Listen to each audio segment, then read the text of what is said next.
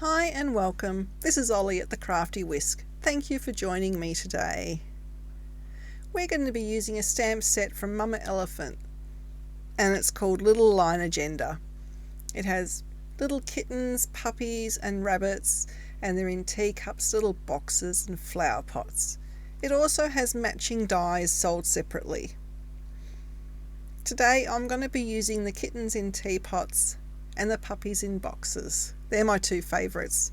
They're just my cup of tea. Excuse the pun. I'm going to be using my Misty because I'll be stamping out several of these because I like to make several cards at once so that I've got a few on hand to give away. I'll be stamping them onto 80-pound Neenah Solar White cardstock for the card panels, and the card bases I'll be using 110-pound Neenah Solar White cardstock. They're Copic friendly, well not really Copic friendly, but they're nice and smooth for Copic blending. They do really nicely. And I'm going to be using Memento ink. That is an alcohol marker friendly ink to be using so that the alcohol markers don't bleed out of the lines.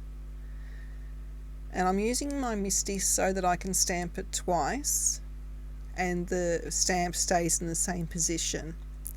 And the tool that I'm using to apply pressure, because my wrists aren't as what they used to be, I've just made myself. You can buy them, but I've just used an old candle lid, filled it with some sprinkles, and then I've just glued some cardstock, heavy cardstock on the bottom, and then popped a felt pad on the bottom. I can do a tutorial if everybody wants me to make a tutorial on how to make it. You can also use old Makona lids, the coffee jar lids as well. I like to stamp these images twice so that you get a nicer impression, but oftentimes just stamping it once is quite enough as well.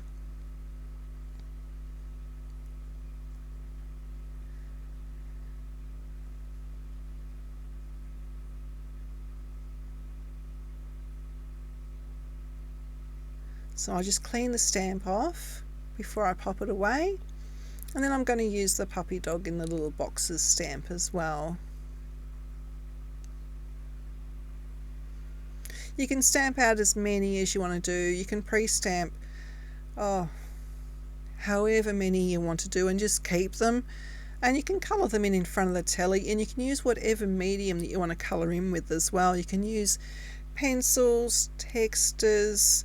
You can use a combination of alcohol markers and pencils as well. They work brilliantly together. And you can use watercolours. You need to use watercolour paper for that though. That will work best. But I'm going to use alcohol markers today.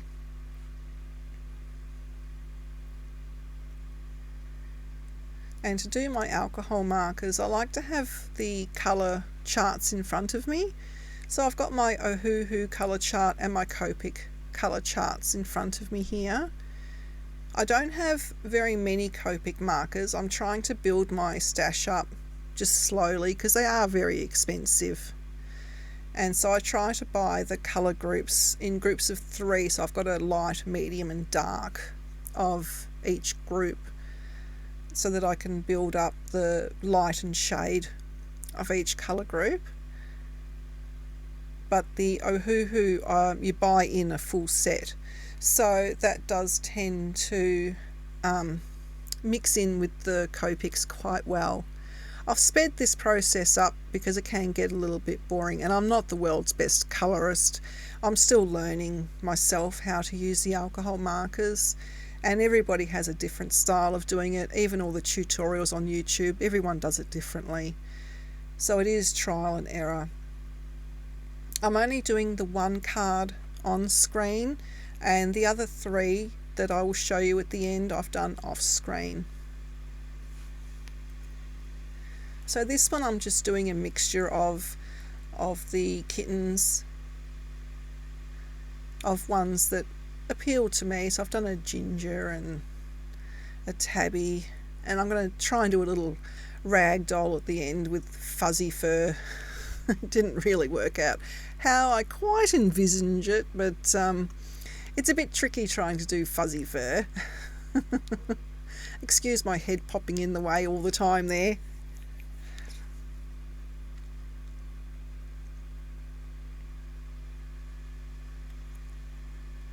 And the teacups, I went for pastels, and I tried to make one side darker than the so the left side was darker than the right side, trying to have the light source coming in from one direction. I'm still learning about light sources as well. It's all a big learning curve. We are all on this journey together. I especially love the teacup in the middle. It reminds me of a cupcake with chocolate drizzle. Can't get away from my cupcake days, I can tell you that. And at some stage, if people wish, I can do some cake and cupcake tutorials as well. Hence the name of my channel, The Crafty Whisk. I do love baking.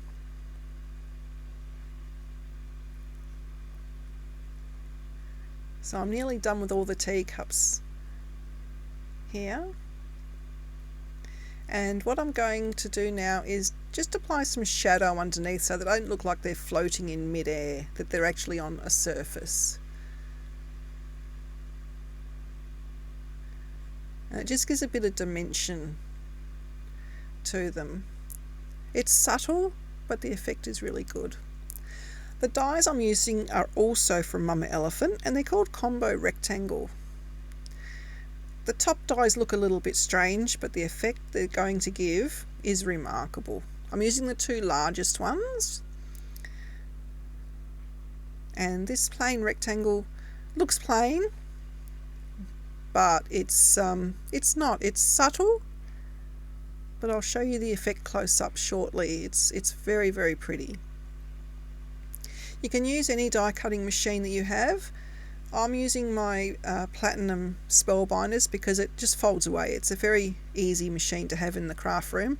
I do still have my Sizzix Big Shot, as you can tell by my base plate here. It's a Sizzix, and yes, they are interchangeable with the Spellbinders. I prefer my Sizzix base plate because it's magnetic, and then I just use my Spellbinders clear plates on top of it. But my Sizzix Big Shot is just a little bit cumbersome on my desk, so I interchange the base plate with my Spellbinders machine. They're perfectly interchangeable. The only ones that are not would be your Gemini machine if you've got one of those.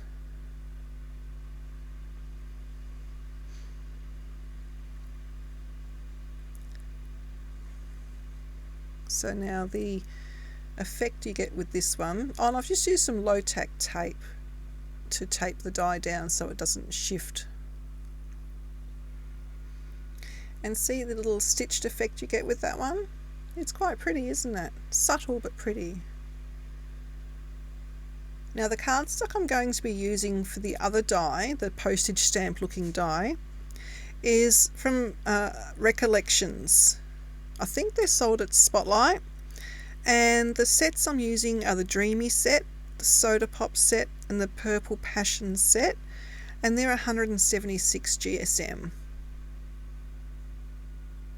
So they're a mid-range weight cardstock. And they're really lovely. They're actually coloured all the way through. They don't have a white core. So they're really lovely to work with. So it looks like a postage stamp, but when you rotate one of them or flip it around, you'll see that when you then line up the corners, it has a really pretty scalloped effect. Isn't that gorgeous? And then when you put the largest rectangle on top, that's the effect you get. I love it. It's stunning. And then you don't need fancy stamping on top. Plain is best with this one, I reckon. I love it. I think I can see myself using this one so much. It's gorgeous. So I'm going to go with a simple sentiment. I've just got a couple of my stamp sets in front of me here, and the one I'm going to go with is from My Favourite Things, and the set is called Sugar Coated Sentiments. Can't get away from these cupcakes, I'm telling you. And the one I'm using is called Sweet Birthday Wishes.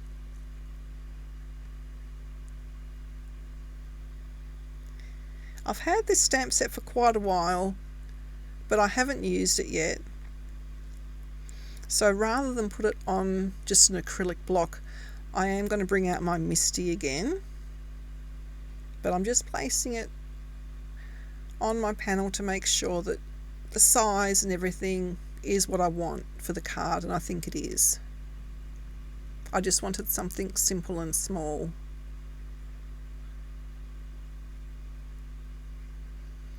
So out comes my Misty. I can't live without this little gadget now, I tell you. I only ever used to use acrylic blocks, but oh man, love this gadget.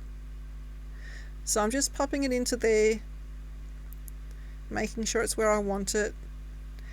And then the lid of the Misty has grid lines etched into it, so I'm making sure that it's straight.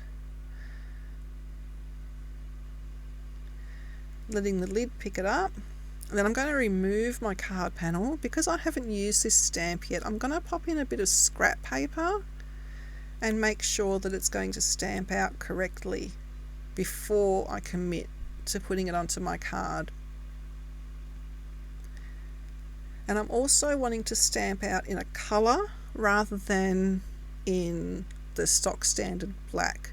I think a colour would look better on this. So I'm going to bring in my colour swatches for my inks and choose a colour. I think I'm going to go with one of the background colours of the cards and also the purple teacup. I'm going to go with a dye ink rather than a pigment because it dries quicker, and I'm also going to avoid the distress inks and the oxide inks because I want a crisp, clean finish rather than a mottled finish which the oxides and the distress inks can give. So that means I'm going to go for either a Catherine Pooler, Altenew or a Lawn Fawn because they tend to be the dye inks that I have. So in this case it will be an Altenew, and the winner is Deep Iris. Now with ink pads, you don't have to have every ink pad in every colour in the large size. I tend to have the small sizes, and I don't have every brand and every colour. I just have the ones that I like and in the colours that I like. And in saying that, in the colours that I like, I tend to have 3 shades so that I can do blending for flowers and things like that. And the ink cubes are brilliant because they allow you to have more colour range, and the storing them is so much easier. So there I stamped it out, and it stamped brilliantly the first time, so I was able to bring in my card panel and stamp it first time, not a problem at all. So now I bring in my 110 pound Neenah Solar White base, and it's already been cut to size, and I've just got to make sure that it is the American card size base, and then I have to just score it down the middle at 4 1/4,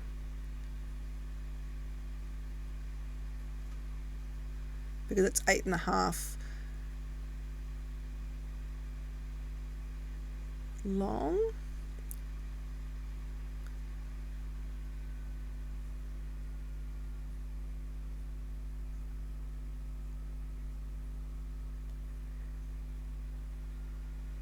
American card sizes are a little bit different to Australian card sizes, and the die set that I used is American sizing.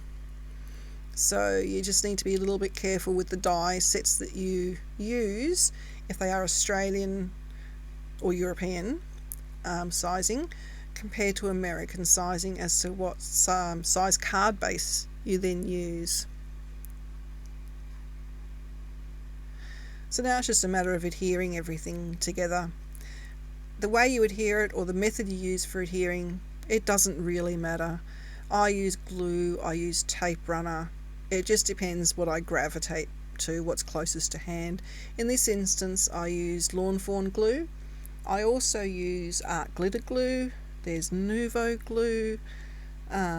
With the tape runners, I use a few different ones. I am trialing a few different ones together. There's some that I really don't like. There's some that I do like. As far as tape goes, double-sided tape, score tape so far is my favourite, but it is on the pricey side, but that's for a reason. It is really, really, really good. As far as the liquid glues go, Lawn Fawn is brand new to my collection, and it is very, very good. I do really like it. Art glitter glue has always been there for me. It is fantastic glue, but sometimes it is hard to get.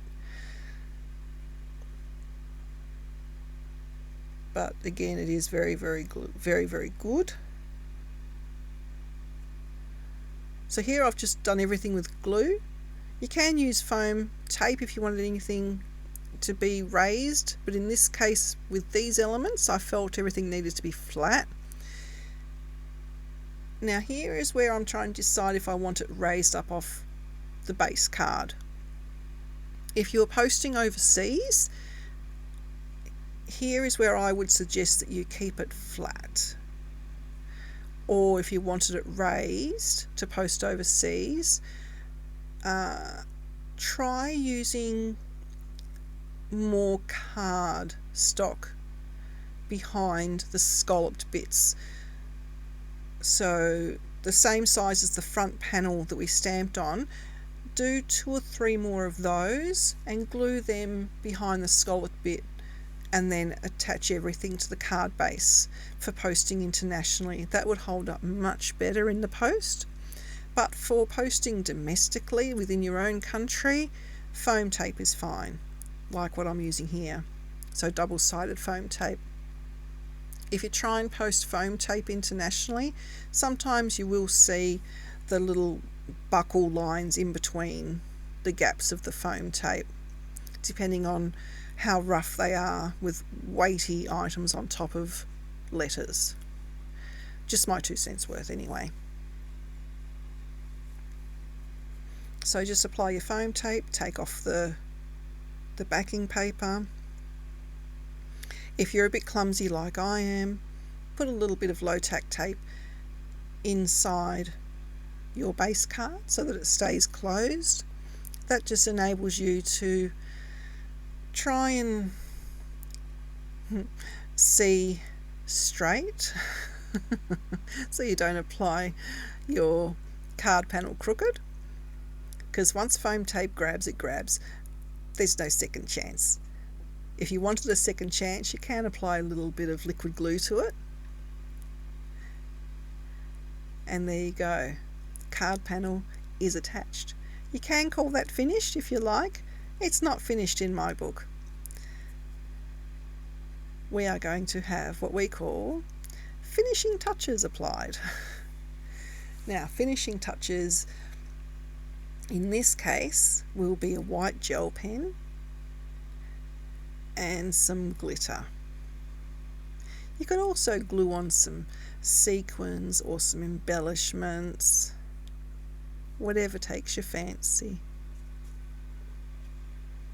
It also depends on how you're going to post it or where you're going to post it to, as to how thick you want to make it. If you're going to be gluing on embellishments, if you're going to be posting overseas, be careful what you glue onto it, because you don't want things that are going to be sticking up all over it to be glued on top of it to be posting overseas.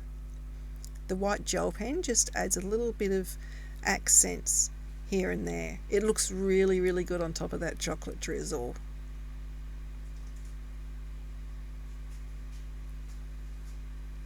And you can get the white gel pen in different thicknesses as well. I picked up the skinny one here by accident. I should have used a little bit of a thicker one. It would have gone a little bit quicker because I had to keep going over it to try and make the lines a little bit thicker. Which is why it's taking me so long.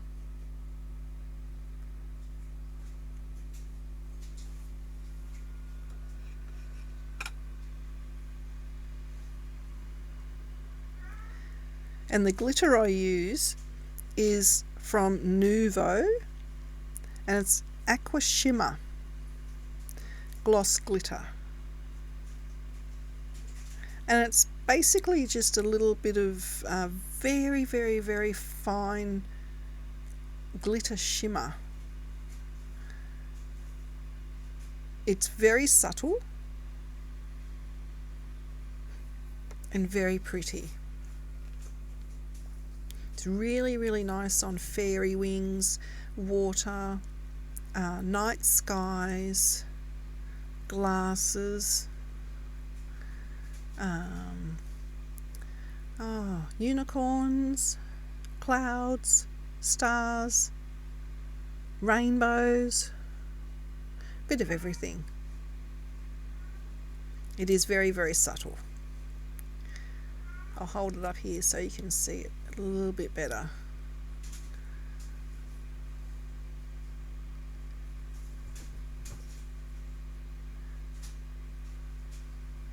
There we go.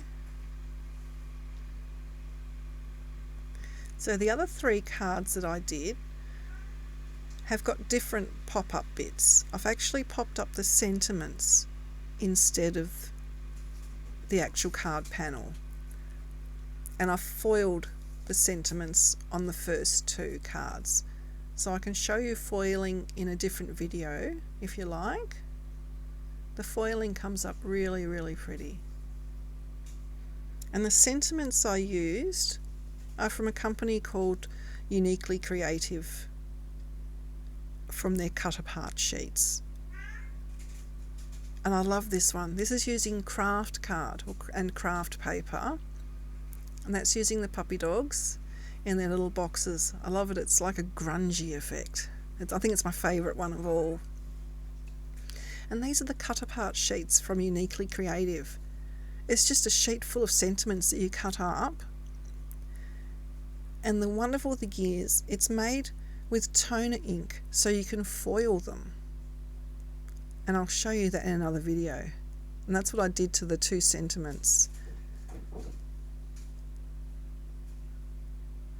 And it's fantastic. And it's a wonderful Australian company. I really hope you enjoyed today's tutorial. And I hope to see you again. Remember to click subscribe and like.